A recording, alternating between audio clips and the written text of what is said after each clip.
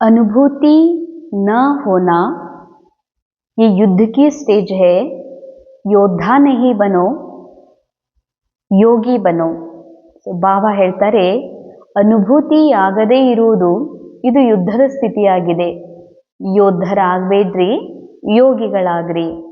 So Yogi ಆದ್ಮೇಲೆ ನಾವು ಸಂಪೂರ್ಣ ಬಾಪ್ ಸಮಾನ ಸ್ಥಿತಿಯನ್ನ ಪ್ರಾಪ್ತ ಮಾಡ್ಕೊಳ್ಳಿಕ್ ಸಾಧ್ಯ ಇದೆ. ಸೊ ಯೋಗಿನೇ ಇಲ್ಲ, ಇನ್ನು ಯೋಧರೇ ಇದೀರಿ ಅಂತಂದ್ರ ಬಾಬಾ ಹೇಳ್ತಾರೆ, ತಮ್ಮ ಮನೋಸ್ಥಿತಿಯನ್ನ ಬದಲಾಯಿಸ್ಕೊಳ್ರಿ. ಯೋಧರಾಗೋದು ಅಂತಂದ್ರೆ ಅನುಭೂತಿ ಆಗದೇ ಇರೋದು. ಅನುಭೂತಿಯ ಅರ್ಥಾರ್ಥ, ಯಾವಾಗ ನಾನು ರೋಲ್ ಕಾನ್ಷಿಯಸ್ನಲ್ಲಿ ಇರ್ತೀನಿ, ಆತ್ಮದ ಸತ್ಯ ಶಕ್ತಿಗಳ ಗುಣಗಳ ಅನುಭೂತಿ ಆಗೋದಿಲ್ಲ. ರೋಲ್ನ ಅನುಭೂತಿ ಆಗ್ತದ, ಹಲ್ಚಲ್ನ ಅನುಭೂತಿ ಆಗ್ತದೆ, ನಾ ಬದಲಾಗ್ತಾ ಇದ್ದೀನಂತ ಅನುಭೂತಿ ಆಗ್ತದೆ, ಅಥವಾ ಏನಾದರೂ ಅನೇಕ ಮಾತುಗಳ ಅನುಭೂತಿ ಆಗ್ತದ, ಅನೇಕ ಸಂಬಂಧಗಳ ಅನುಭೂತಿ ಆಗ್ತದೆ.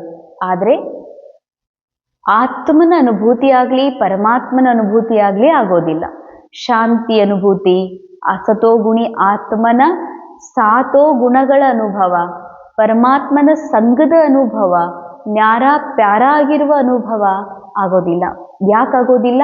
ಎಲ್ಲಿವರೆಗೆ ನಾನು ರೋಲ್ ಕಾನ್ಷಿಯಸ್ ಅಲ್ಲಿ ಇರ್ತೀನಿ, ರೋಲ್ನ ಅನುಭವ ಆಗ್ತದೆ.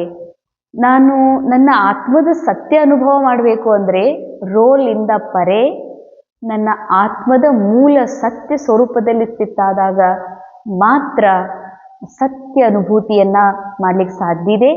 ಆಗ್ಲೇ ಮನಸ್ಸಿನ ಮಧ್ಯದಲ್ಲಿ, ಸಂಕಲ್ಪಗಳ ಮಧ್ಯದಲ್ಲಿ ಯುದ್ಧ ಆಗೋದಿಲ್ಲ.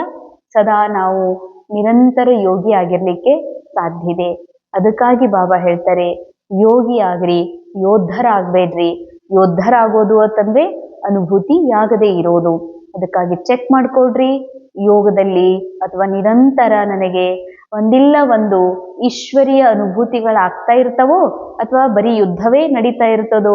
ಇವನ್ ಯೋಗದಲ್ಲಿ ಕುಂತಾಗೂ ಕೂಡ ಅಥವಾ ಅಮೃತ ವೇಳೆಯಲ್ಲೂ ಕೂಡ ಯುದ್ಧ ನಡೀತದೋ ಏನ ಯೋಗಿ ಇದೀನೋ ಅಂತ ಚೆಕ್ ಮಾಡ್ಕೊಳ್ರಿ, ಚೇಂಜ್ ಮಾಡ್ಕೊಳ್ರಿ. ನಾ ರೋಲ್ ಅಲ್ಲ, ನಾ ಸೋಲ್, ಸಂಪೂರ್ಣ ಪರಿಪೂರ್ಣ ಬಾಪ್ ಸಮಾನ್ ಆತ್ಮ ಇದೀನಿ ಎನ್ನುವ ಸತ್ಯವೇ ಯೋಗಿ ಆಗೋದಾಗಿದೆ.